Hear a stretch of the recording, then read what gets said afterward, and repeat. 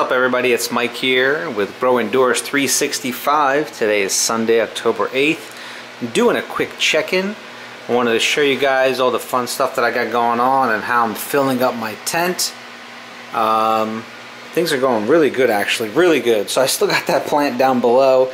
It's super scraggly. It's actually time to eat it. I'm hoping to make a salad tonight that'll put a fair dent in that because I got to free up that box. As you can see, I mean, the tent is basically cleared out. Okay, I had like a number of tubs here at one point, and they all housed lettuce, but I did pretty good with that. I ate them up. Now, let me just actually step into the tent here, and let me show you what I got going on.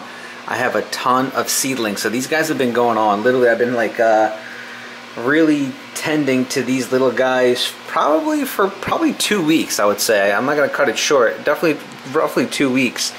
And I got a couple things to tell you about this. So everything here is lettuce, except for we got here, I put a significant number of seeds into this one. This is parsley, and there's I think 1 or 2 seeds of parsley in there. So those are little parsley seeds of mine. Everything else is lettuce, and it's doing really well. I'm pretty excited about it. And what's really cool is the first time, so as you guys know, if you're new to the channel, I actually grow everything from seed here. So all of this gets germinated, then it gets transplanted into the growing mediums and so forth. Now if you actually look at some of the back videos on how I actually put seeds after I germinated them and they become like a living plant, basically, like a living seed, what I do to put them into here, it's a bit of a process. Now, just recently I actually bought some additional seeds on my last purchase, and they were pelleted. Okay, if you don't know what a pelleted seed is, what happens is basically when I buy my seeds, they come like a little papered little pouch. Okay, it's almost like a folded up piece of paper. Obviously it's sealed properly directly who you're buying it from. But what happens is there's just these micro little seeds, and that's what they look like. They're so tiny. I actually should do, I don't have it on hand to show you guys, but basically a pelleted seed has like a pelleted type of, I'm not sure what it's actually made out of that creates that pelleted effect, but the seeds are basically rounded. Okay, what it is, it's like a rounded piece of little clay that actually has the seed inside of it. So it makes it for an easy transition. You don't even have to germinate it. So what you do is you drop it in here and you start watering, and the pellet actually basically breaks apart, and then the seed evolves up. Okay, and that's what you actually see from these 4 and these 4 right here. Now this one's almost, hopefully it'll make its way out. Sometimes the way that the root kind of goes upward towards the light, and there could be a minor issue in regarding the way that it comes up. But I'm pretty stoked to see that these 4 and these 3 they came out pretty nice, and they should be crazy looking. Now I forgot the name of the pelleted seed, but it was some type of lettuce that I've never seen before. The way that it kind of opens up and how the leaves go. I'm really excited for the progression that we have coming across all these spectrums of seeds. It's really going to be interesting to see the large variation that I have here. Now, a large consumption of some of these lettuces is the romaine, which is that one right there. And I actually liked it the most due to it's really fresh, kind of like water content type of like taste if you get there in the right time for the lettuce. It had a really nice crunch to it. The leaves are big. I mean, just take a look at how they're growing here, and honestly I haven't fed this guy nutrients in quite a while. I try to stay away from overfeeding them. I only give them a lot of times, like once or twice, you know, what they need to get going in regards to the base nutrients, derivatives of what they might get from dirt, such as potash or calcium and stuff like that. But these are looking great. I'm really excited about them. The tubs that I keep everything in, they're about to be washed up. So it's actually, look at this. So I got my little cat right here, and this is actually the cat that likes lettuce. How cute is he? He actually put a little piece of lettuce for him right here. He literally loves eating. Look at him. I don't even understand it. I mean, if you have a cat that likes lettuce, it's so funny. He literally likes the lettuce. He's not just like munching on it. I have to keep a lock on the bottom of the tent because he actually gets inside and starts eating all the lettuce. He literally just he looks so cute right now in this shot. That's amazing. This is Gambit. Everybody, this is Gambit. He's I mean, he doesn't eat everything, but he does enjoy a nice crispy veg. I mean, if he overconsumes, it could come up. If you're a cat owner, you know what I'm talking about. But I think this keeps him like a really nice, healthy little snack. You know, instead of feeding them all sorts of weird meats, which I don't. They usually consume. I have 2 cats. Me and my wife have 2 cats, and these little guys usually consume a regular dry diet. But for some reason, this guy loves to eat lettuce.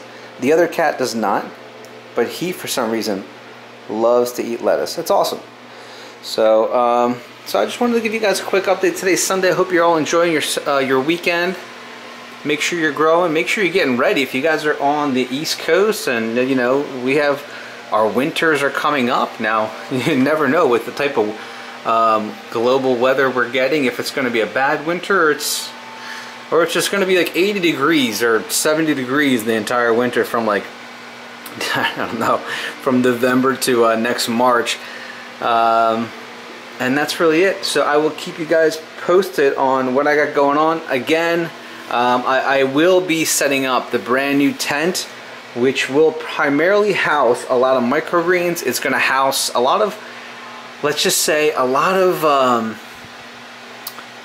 things that I haven't done in a while, or I've never done that I want to do, such as I want to grow watermelon in the winter. Sounds crazy.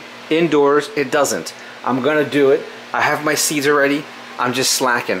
I'm basically growing what I want to really master growing, as well as what I consume the most. So kind of fun projects such as like setting up a tent and getting new pumps and doing this and that on stuff that are kind of you know, test projects. I definitely want to do that. You know, I'm an indoor local grower. I'm an organic indoor local grower. This is all organic. It doesn't take any type of pesticides. Now, I also wanted to talk to you guys about something. You know, I actually overseeded in my kitchen. I have a little petri dish of how I germinate my seeds. Now, for some time now, I've kept, see, I actually put out more seeds than I need to all the time. And why do I do that? That's because I never know how many seeds are actually going to open up. It's something that we, as you know, growers, we face, because I have to overdo it to make sure that they actually all open up and all correctly start growing. So I have a significant number of regular lettuce, as well as some parsley seeds that have opened up, and they're just kind of like sitting there in my dish. And if you guys want to know how I germinate, look back at my older videos how I germinate. It works every single time. It's incredible. I only use one simple method of just regular water. You throw the seeds, a couple of taps, they sink to the bottom, boom, they start germinating. Now, I'm trying to figure out, how do I go about growing something without actually using a growing medium? Let's say for whatever reason you don't have growing mediums. I'm thinking about taking just maybe clay pebbles, maybe something, somehow, some way, creating some sort of bed, no dirt and no rock wool, okay? And just planting these seeds and somehow allowing them to develop through. Water will touch, I mean, the root system will touch water some way, somehow. I could actually just probably put water into, like, on top of the clay pebbles and kind of let it grow from there. I really want to test it out. Hold on a second. Let me actually show you guys. It's pretty dark in my house right now, but let me go into my kitchen. It's my backyard, super woody. Let me actually show you what I'm talking about. Sorry, it's pretty dark right here. But let me actually show you what I got going on. So this is what it looks like. It's just a ton of little seeds, and these are the parsleys, and these are just a bunch of lettuces. And as you can see, this is how they grow. Okay, I mean, look, you have a green top. It's hard to show you guys. You have a green top. Let me actually just take this over to the tent where it's much lighter. It's kind of just a kickback Sunday. We're just chilling out. It's pretty dark in my house right now. So as you can see, this is like a little like sprout, okay? But this little guy, okay, develops in one of those huge guys, okay? One little guy like this. Let's see if we get some sort of focus on here. Probably not. One little guy like that. There you go. Will end up looking like one huge head of lettuce, just like that. And this is what develops from this. These are all the transplants that I put into the rock wool. Okay. I'm wondering if you have any suggestions, or you've grown without a growing medium. If you're using something other than a regular growing medium of rock wool, if you're doing hydroponics, or you're doing dirt, I don't want to use either one. How else are you able to sustain a plant, allowing it to reach water, or you're watering it? What are you doing that I should be doing? I want to try other methods, and I want to show you guys the results of those other methods. Sorry for taking up so much of your time. This has gone over 11 minutes, guys. I hope you're having a fantastic Sunday. Have a great week up ahead. This is Mike from Grow Indoors 365, wishing you all the best.